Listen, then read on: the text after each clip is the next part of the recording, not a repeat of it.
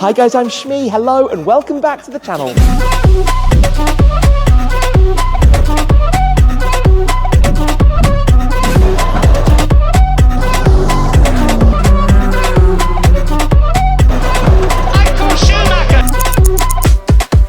Welcome back to the channel, guys. My name's Adil and today we are in an incredible array of cars and we are joined by the one and only Tim. Welcome. How are you? Okay? Good to have you here visiting my place. I've obviously come out to Cambridge Car Audio quite a few times. Yep.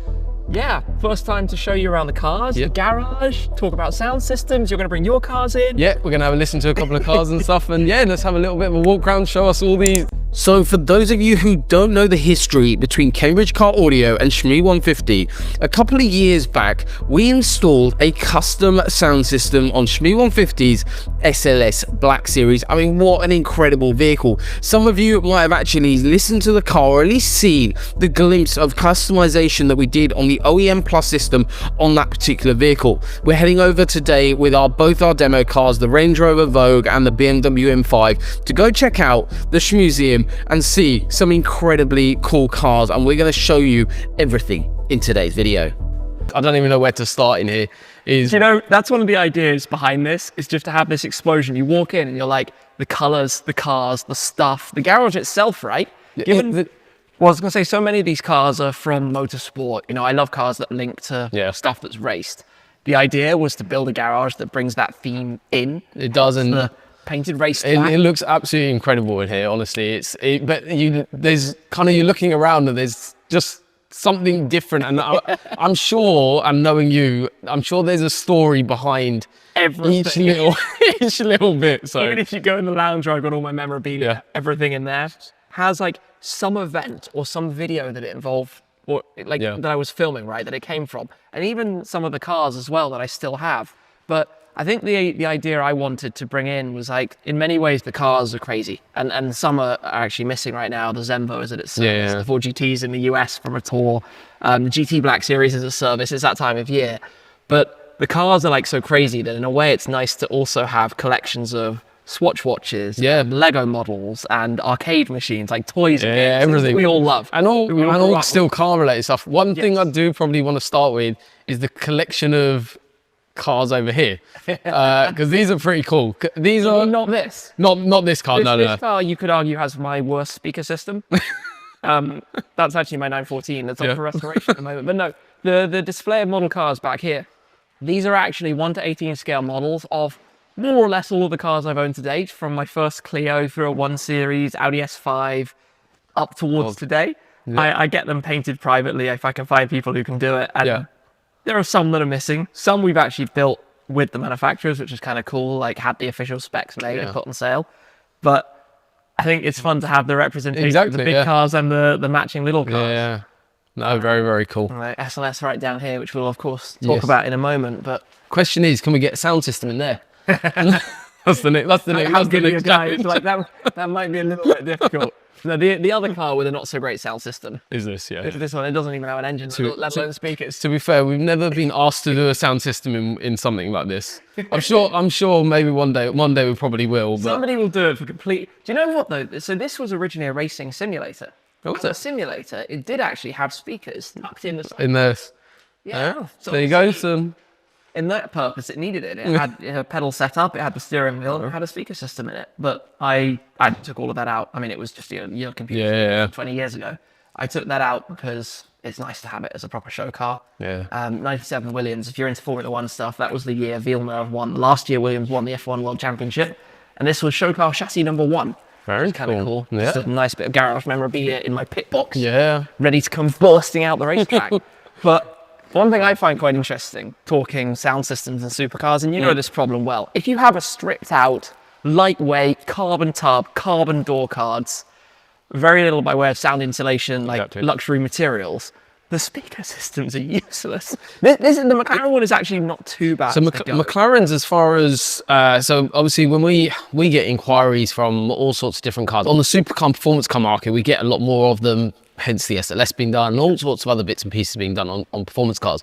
And you're right, one thing is about the lightweight design with the carbon and all that sort of stuff inside. However, they also reduce spec of the actual components inside there as well. So the actual speakers themselves are incredibly smaller and whatever, right? So yeah, they're smaller, crappier locations. They're just literally like they're just all over the place. The Ford GT one, I'm going to be very honest, is not great. See, that's one of my favourite cars, but the audio system would have to be. But they didn't really bother with no speakers because it's a race car. It was built to go racing at Le Mans. And this is the thing, I'm a firm believer as well. Every car, and I was chatting to this about someone the other day, every car has its own purpose for how you want it done, modified or changed or upgraded. And especially with sound, like some of my cars, for example, have got a very, very basic system in it. Yeah. So I've got a 1986 Mercedes E-Class W124, and all that's got in it is a Blaupunkt head unit, which is a retro style looking unit, and it's got just a front set of speakers. Nothing else in it. It's had some sound deadening work done and stuff, but other than that, that's it. Because that's all that car kind of needs and fits and needs. I don't want to put anything big or anything on display on it. I just want it all retro. So that's been in my family since brand new. It's one of those things, every car has its own kind of purpose as such, and what you want to change in it and how you want it to look as well. And every car, like as you got here, every car's different in that respect. So there's a huge variety. You know, something like the Roma as we come past, more of a GT car. Yeah. Slightly better system from factory, a bit more leather inside helps as well, right? But I think the Ferrari systems, on the face of it, they sound quite nice. Yep. But then when you listen to it a little bit more, you put a professional in, it's kind of like, okay, could be better. Yeah, and a lot of the time, and same thing when we're doing a sound system, it's about when you are doing those longer drives, and these cars and cars we work on are absolutely lovely. And yes, there are many times where you don't want to have the sound system on. Like even driving the M5 that you'll probably see a bit later on in today's video. Yeah, I don't drive. I don't always listen to the system. Sometimes I just want to drive and have fun. But then there's other times that you do. And when the missus is in the car, little one's in the car, you want to just listen to some nursery rhymes, and that's you need it to be sounding good. Cliche one. Some cars like these two, GT500 and GT8. Yeah. These things are so loud. you can't hear it anyway. As soon as you fire either of these up, it's like, okay, you're gonna have to crank that up. But no, again, kind of GT. I have a mixture of cars, right? Some supercar track focused stuff, some GT muscle cars, let's say, and a couple of hot hatches. And I think it's interesting how, you know, these systems are all very different. The Abarth one, for example, I'm not going to say it's the best in the world. I mean, most of these cars aren't, right? They were cheaper entry models. See, this era of car, the ones who are the Renaults, they're actually probably as a stock sound system and actually stock foundation level for audio a lot better than what the Abarth is, for example. The tinniness on this door is a lot more than you'll have on the Renaults. Really? There's a ton of other random stuff here. Gas pumps, barrels, electric go-kart. So where do you get this stuff from? Where do you appear? Don't browse eBay or Facebook Marketplace if you don't want to fill up the space you've got. It's really funny because I know this is like such a cliched thing to say, but the more space you have, the more you fill it. Yeah. Because all of a sudden, when you've got a big garage, you're like, this is arcade machines. I'll fit nicely. Those will go really well. What about a massive supercar track? You know, that you can waste some hours playing with, or cabinets filled with Lego cars. Yeah. Like time gets zapped when you start playing with all these things, but very cool. It's half the fun. Exactly. I like, you know, it's another kind of joke, right? If you're just accumulating stuff, you're a hoarder. Yeah. But as soon as you start displaying it, you're exactly. so it's like I've got to display everything so I can justify the fact that I've kept it all. No, fair enough. No, it's very, very cool. Isn't it? Yeah. So here is a friend's Gallardo. I love Gallardos. I had an R8 back at the time. Obviously, they got Gallardo and the R8 and sister cars. Storing it here at the moment for him. Before a trio of my Italians. And I think the Pura Sangue is an interesting topic of conversation because as my cars go, I would say this is probably the best factory sound system that I have in a car. Yep. There's a lot of speakers, Burmester upgrade system. It was actually a standard option in the UK order form, so you didn't have to pay more for it. But there are tweeters everywhere. There's probably, what, 20 odd speakers? Something like this. We'll check it exactly, but you know, you see the grills all around the headliner and everything, and there's so much I'm going to say it feels this way to me just because of driving the supercars, but you put more weight into a car and it just feels like the sound can work better. Yeah. It's one of those things also, you got more locations. So like the Gallardo, for example, all that has is a tweeter and a mid-bass, and that's it. Yeah. Whereas this car does have a tweeter, mid-range, mid-bass, a sub. It has kind of the full spectrum of all the speakers, like what your SLS was missing, right? Yeah. It didn't have the full spectrum of speakers. It just had a standard setup, so it had like exactly.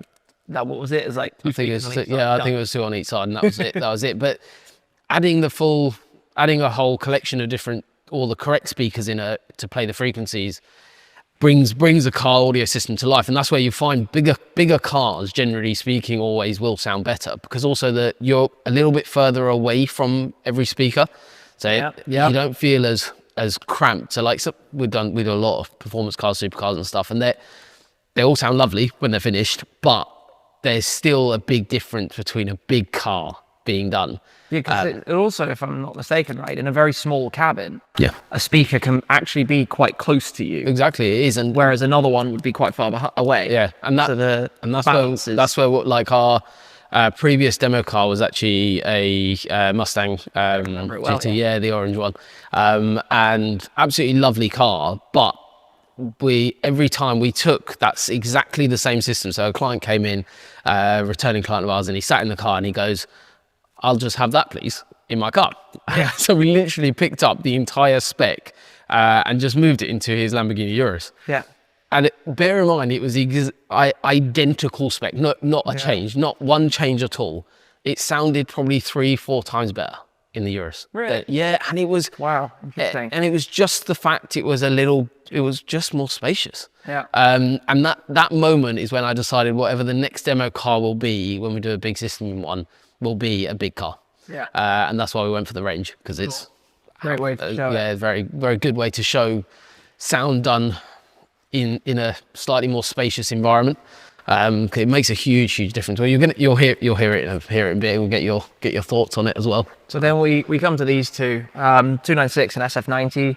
Both, it's interesting because modern hybrids, right? You can drive them in full electric, and that's when you're hearing other noises of the car. Yeah. So it's quite a different other noises on the road. Yeah. So it's quite a different driving experience in terms of when you've got your music on, you're just out for a cruise. Both of these have the upgrade factory options. It's a JBL at least, I think. It's just sold as it's JBL. Yeah, JBL, yeah. It's just sold as like the premium upgrade. Yeah. I can't see, but I would imagine it is. Yeah. You spend a couple of thousand on it, definitely better than the standard ones. Yeah. And it's a strange one because, in a way, I like listening to the sound from these because, I think it's something you can mask and you can make it like to an uneducated person sound good. Yeah. A little bit more treble, a little bit more bass. There you go. But it's obviously when you start then stepping into something like the SLS. Yeah. Like I said earlier, I took it out for a drive. Different ball game. And this is the thing that a lot of the time, obviously, when we did yours, we kind of like an OEM plus look on yours, right? We had all the subs hidden and all these sorts of things, but you had the tweeters on display on those custom A-pillars. But like so many systems and so many interiors now are very complex, like this interior, for example. You wouldn't necessarily want to build custom A-pillars on this particular car. The dash looks absolutely incredible from here. Yeah, yeah. And these sorts of things are, so like a lot of the systems we do are just factory look. And on certain cars, I believe, have your OEM plus twist.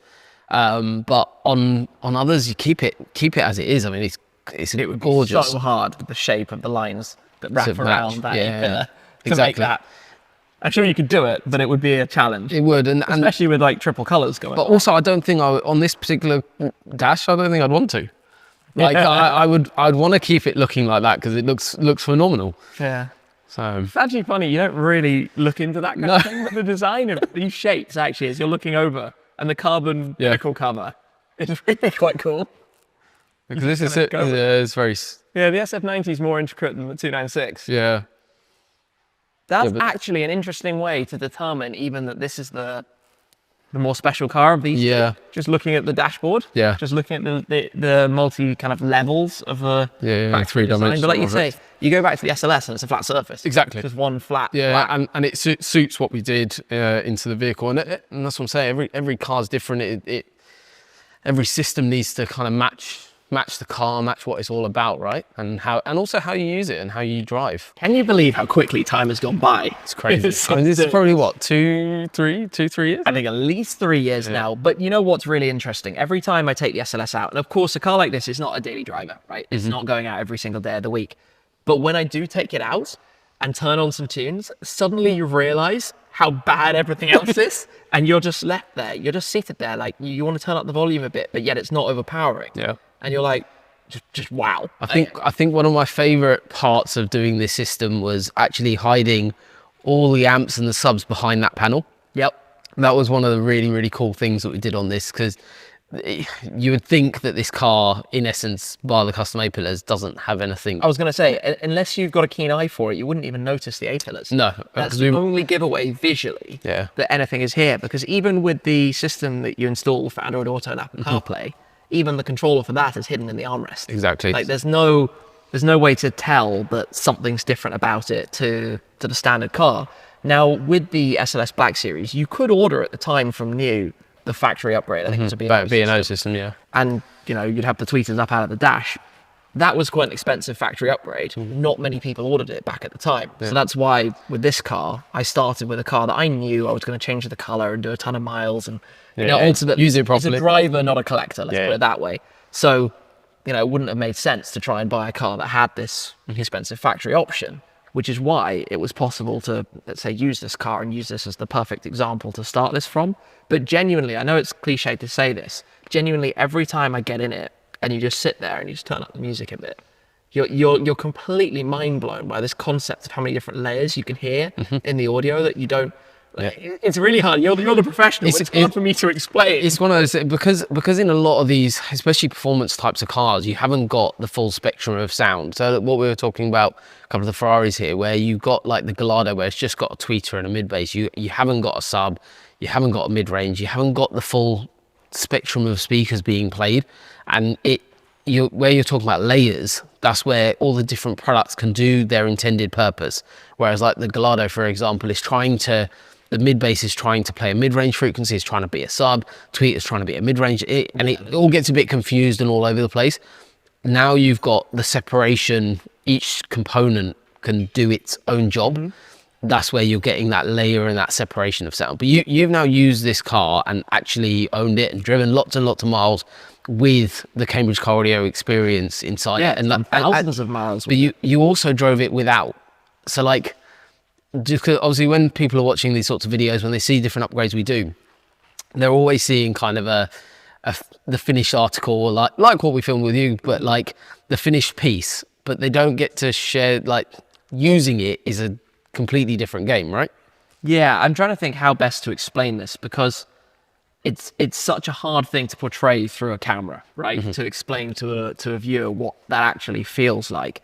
The biggest difference that I think that I could use to explain this is that if you're driving with two people in the car and you've got your music on quite loud, with two people, your passenger, if you're in the vibe and you're enjoying the zone, you're totally focused on the drive, the music's blaring, life's good.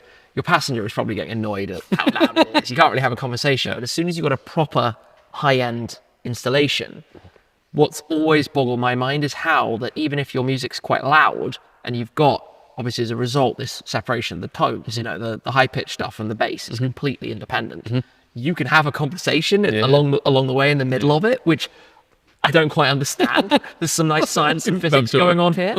Obviously, from this particular car before, the system wasn't great, the standard one. I mean, that was the whole idea, right? They wanted to push you into spending that 10, 15 grand, whatever it was, to have the factory system, and a lot of people didn't. It gives you that opportunity to have so much more of an experience for it. And while many might say Black Series, track car, etc., for me, this is like a dynamic Grand Tourer. You know, it is a GT car. It is a car to go sit on the motorway for hours and hours and hours. I've driven this across Germany multiple times, down to Italy recently, the last trip we did with it. So it's I've not been afraid of the mileage, Yep. but a lot of that time is spent sitting on a highway on a very boring bit of road, right? And this is the thing. There's a time where you probably do turn. Well, I'm sure you do. You turn off the system and you enjoy the lovely. There are times on the autobahn where yes, it's off, Yeah. and it's red line. Yeah, and that's what the car's all about, and that's what a lot of the cars are all about. But there's also many times, and I think for a lot of people that would say, why would you want a sound system when you've got this lovely engine, exhaust, and when you actually use it in real world, there's a time and a place, and yeah, even on systems like, I'm sure Luke and the team were driving the M5 in, there was a time when the sound system was on, there was time when the sound system's off, and it's about having the balance of both. But when you want to listen to music, having a proper system is something completely different. That You can get lost in it. Yeah, you get lost in the music. You can, like you say, hear new tracks in your own favorite songs that you've just heard on low sound quality systems before. You can get completely lost in that, but you just it's the whole experience of it. The whole experience of it is more. And driving cars like this is about the experience to begin with, right? There's no reason for buying this over a much more affordable regular Mercedes. The reason is because of what it offers by way of the experience and how it makes you feel. And a lot of that also comes through what you're listening to. And this is linking back a little bit to what we said, with a very high quality sound system, you actually also can enjoy more of the exhaust note of the car as well, because you hear it more clearly through the music. Like they combine together to give you an even more drama. It's more drama out of the whole thing. Yeah, I absolutely, every time I get in here and I drive this car, like I say, it's not often, but each time I drive it and I turn the music on, it's like, yeah, that's something special. That's impressive. Cool. I think it's now time to pull our demo cars in and have a little listen to them and see what you think of that. Let's do it.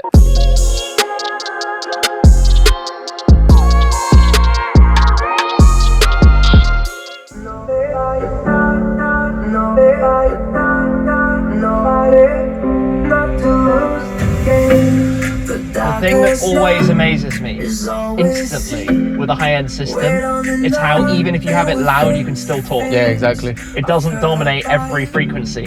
It's so precise and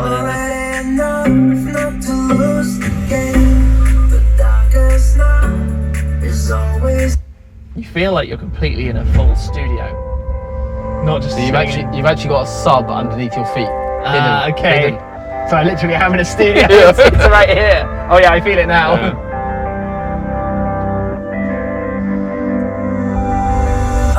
But it's incredible how it's all encompassing. It's everywhere around you. But the whole point of the whole car was like an OEM plus kind of hidden system. If you didn't know there was a big system in here, you wouldn't know. No.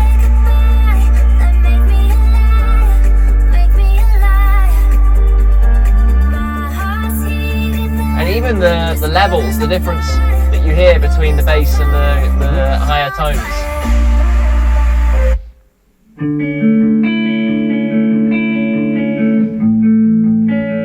Even on the journey here, it's so nice listening to a proper system on the road and like experiencing it that way. Oh, it's too soon to tell. I'm quite sure that I'm on my way to hell. At least that's what my father said. Audio from voice is so much clearer than in a standard system. And you see what I'm saying about the space around? Like it feels everywhere when you got a bigger car. It's not just coming from there and there. Yeah. It's all around you. You almost want to just close your eyes and sit back and just let the world go about its business, you know? It's the power of music and hearing it properly.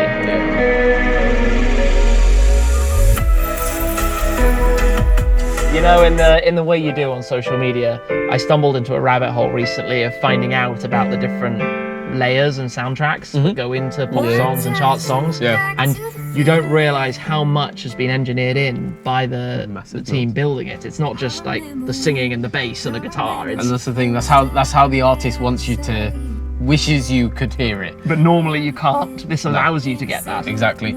So many people have listened to a track for all their life, and they have a proper system done, and then they go, that's a completely different song to what I've always experienced. And So I've had that the other way, Yeah. hearing songs in my SLS and then going back and hearing the song in another car, and you're like, that's not the same. It's not the same song. where did that instrument go? Where did that like extra part of it go? So you've had a listen to that, then now let's go show you the pipe. There's nothing there. There's nothing there, all hidden. This was a scam. It was What did you indeed. come to show me? Press that button there. Which the up, one? The up button. The up button. Oh, okay. Oh, I see what you did there. So this is the flagship one. So this Yeah. is something called an Audison Thesis Venti. That's just powers 2 speakers. Guess the value. Just for this. Just for the one. The one in the middle is that like 15 grand's worth? 10 grand's worth. 10 grand's worth. Yeah. It's very funny that you've reprogrammed these buttons. Yeah. So so we ordered. So It's a that's second set. it's a second set. So You that can still raise and lower the yeah. rest So of the suspension. that's the air suspension one. Yeah. But we took that part. But this was actually took a lot of work. Yeah. So it sounds like a really stupid thing, but this button here is a press and hold button. Yeah. That's a press once. Is press once. I can imagine. So we've rejigged the entire electrical circuit on there. Built this frame. No, so the whole car hasn't lost any space, width or height. So that is the original floor. Oh, okay. So that is the original Range Rover floor. What a showpiece. And you've got all the amps on display. Impressive. And it looks very cool. Yeah, so when you wanna display it, you can display it, and when you wanna have all your boot space behind it. You could have it just with a closed floor. Yeah, you never need to see it if you don't want to see it. Something like this, generally you do want to show from time to time, but the whole point of it is the practicality of the car is retained. Yeah. There's no loss of space anywhere in the front, and also this whole system can come out and move to another car. Got it. And the whole car can be reversed. But I like the whole, you can invite somebody to come and have a look at the back. Yep. And you can be like, check this out. And then, There's and nothing then there. press the button and boom, And away it goes. that wow show moment. Yeah. It's actually really quite fun. Yeah. And it is really, really cool. And we had someone that came in, listened to it, and he goes, yeah, that's amazing. I would really like that in my car. And he wasn't, I could tell that he wasn't quite there with wanting like this level of system. And I walked over to the back and I said, press that button. And he went, I love it. Yeah, done. It's done. Done. He goes, as long as you can do that, I'm good. Sometimes what it's about, that moment of show, that excitement. Yeah. Because at the end of the day, it's one thing like living with it and experiencing it, but having that wow factor to also be able to show and share with your friends is a big part of the fun of something like this. Yeah, exactly. And you can have fun with these sorts of things, but you can also retain the space. I think that's a big thing with my little one. When we go away, I need to put a buggy in here. I need to do all those sorts of things. You need to load up the space. If we're coming out somewhere, need to put tools in. You need the space, and you can retain it, but still have wicked sound. This museum hasn't disappointed at all. What an incredible space. But now let's listen to a completely different type of soundtrack. The other side of the sound system, the V8, the Cold Start. In typical Shmee150 fashion, I think we need to hear this. And mark my words, it sounds very nice. So let me step in. Are we ready? Let's take a listen.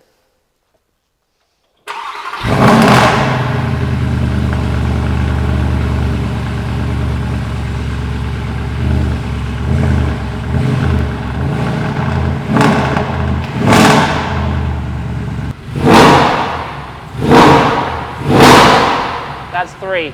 I